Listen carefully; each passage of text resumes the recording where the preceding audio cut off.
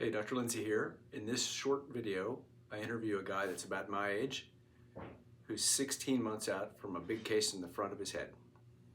I thought I'll let the interview do the rest of the talking. There are a couple of areas where the video skips.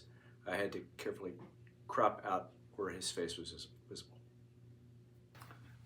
Hey, Dr. Lindsey here. I'm here with Steve. You're my age, so we're both 60, right, sir? Correct. And 16 months ago, I did somewhere around 2,500 grafts by strip on your frontal third. And you were a great customer. You came every day. You liked cars. We talked about farming stuff, and you came and got cleaned. And so here you are before your case. You had almost no hair in that area.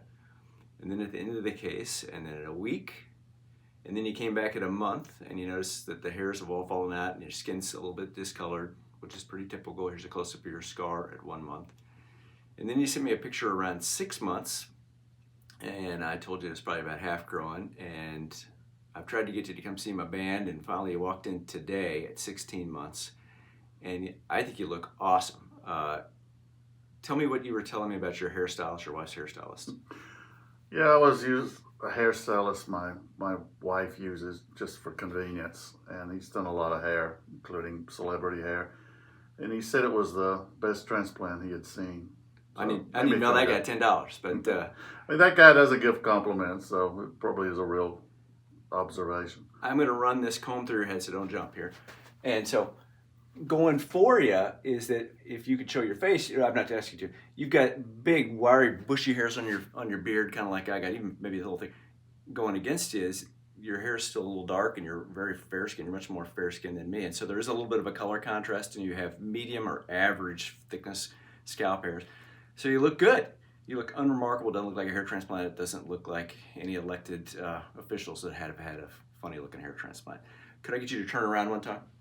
All right, so here's the back of your head, and I'm going to find your scar, and a close-up will appear up on the screen right about now, but it is a super skinny scar with hair growing through it.